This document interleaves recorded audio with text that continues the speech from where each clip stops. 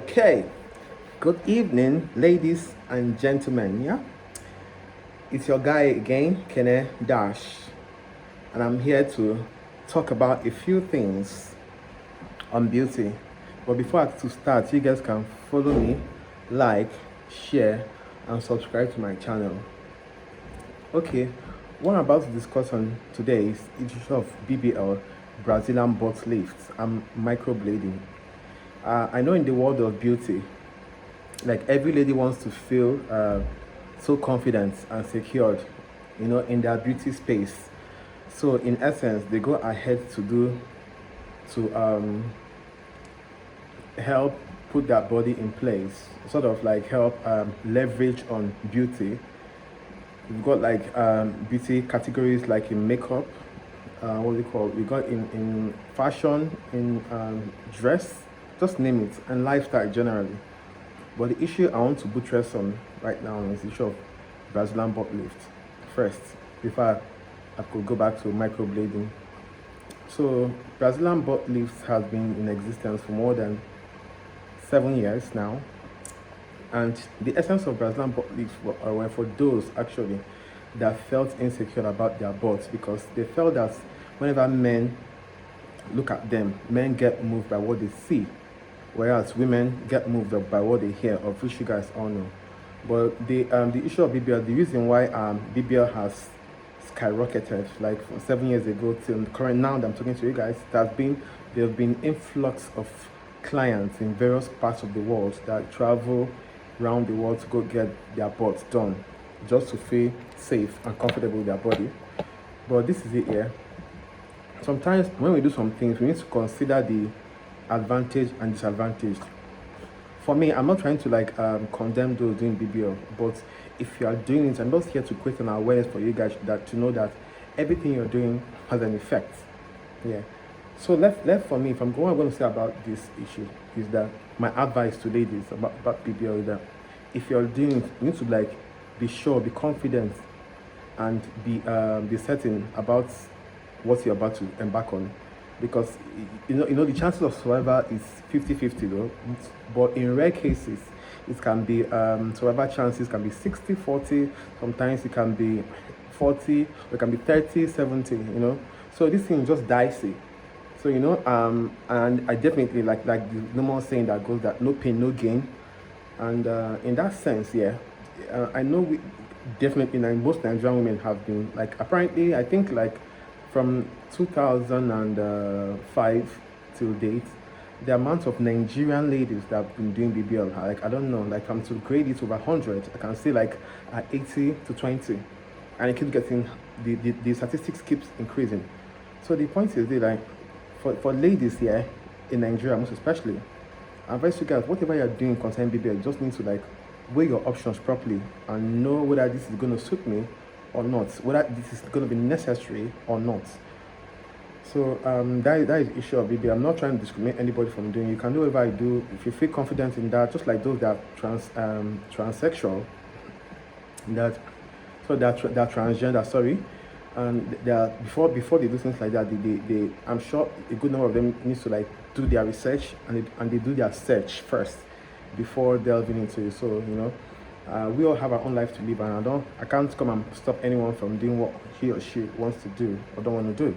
So secondly, the issue of microblading. Yeah, microblading is actually cool. So like me, currently, like me, I'm a lash extension technician.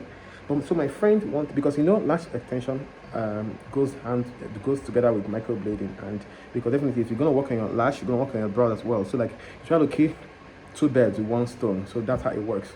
So microblading, I'm not trying to judge or condemn or criticize guys, you guys that do microblading, but this is it here. Microblading is as good as you doing tattoos in your body.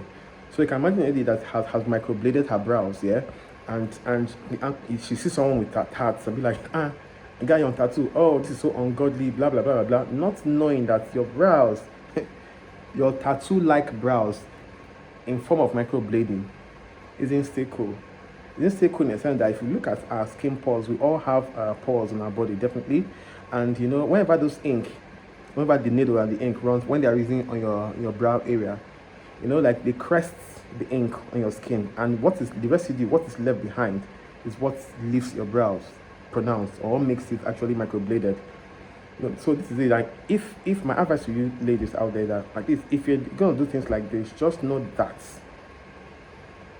and just know that these things, yeah, to be honest with you guys, to be honest, because the truth, no one wants to hear the truth, but I gotta just drop it like a bomb for you guys. So it'll be up for you guys to just decipher and just use your discretion to know, okay, should I not. I don't want to discourage you guys, but this is it, yeah.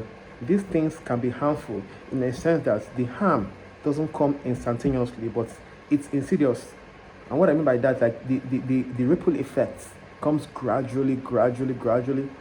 For give you an instance now, like whatever we're taking, like whatever this preserved food we eat, for instance, because I'm not talking about beauty, but your lifestyle generally when it comes to health, staying healthy, knowing yourself, knowing what to apply in your body, knowing what to take in through your mouth. So everything like encompasses of the beauty we're talking about, because definitely we're all trying to beautify ourselves one way or the other, take supplements, eat healthy, and look healthier. So this is the point. In microblading, just have it in mind that this thing that you guys are doing, that's called microblading, if you're going to do that, you need to just weigh your options still, and still know how to go about it. Just like some people are able to like go for their refill, their what's it called, their touch-ups, yeah. And in case, God, I know if it doesn't stay permanently, apparently, I think it's semi-permanent, just like the lashes as well. So they go for touch-up or refill. So in process of you doing that back to back, the effects comes gradually. It might not come immediately, yeah.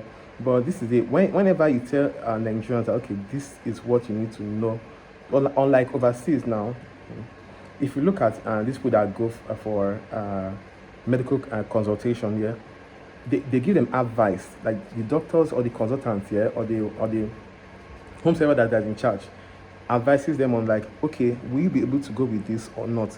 And for them to ask that question, because they themselves, they know the ripple effects, they know the aftermath of whatever you're going to do in your body will give you. So that's why they always ask, and they're always trying to be sure. So not in the future, peradventure something happens to you, you come and hold the medical practitioner involved, like, okay, you did this to me, you caused this for me, and look at it. Just like the people go for what we call breast augmentation and breast lift and whatever. Yeah. So all the things, they're going to ask you questions like, why are you doing this? And the reason why they asked you, because if it was 100% safe for you to be doing things like this, they wouldn't ask you. In those advanced developed worlds, they would not ask if it wasn't kind of like I said, like insidious. They wouldn't ask you this question, but when they ask you, are you sure you're able to do this? Because sometimes, in most cases, they will lay out the possible chances of you having a contamination, having what do you call, infections, and etc. So, but still, if you're doing things like, just weigh your options and know that, okay, if I'm going to do this, like, number one, is it actually necessary for me to do that? Number two, even without doing this, do I still feel confident to myself? Can I come up and be bold in my body? Is this, so just when you weigh your options and know what you need for yourself. I mean, you should know that, okay, this is actually either a yes or definitely no for me. So that's the point I'm just trying to make for you guys about this BBL and microblading. So it's not a bad thing. Like I said, I'm a beauty expert. I'm a catwalk instructor. I have friends that microblade and look good. I've done my lash extension once, actually. I know, Nigerians, you guys shouldn't judge me. I've done that once and it was actually cool. So like, I love life. I love fashion, and the ethics in fashion. So that for me, actually, I don't see it as a bad thing per se, but it's just a matter of you weighing your options. So guys, stay put. I love you guys, and you guys will be hearing from me as often as possible, okay? Stay put, stay safe, and don't go habundalakaka. Love you guys.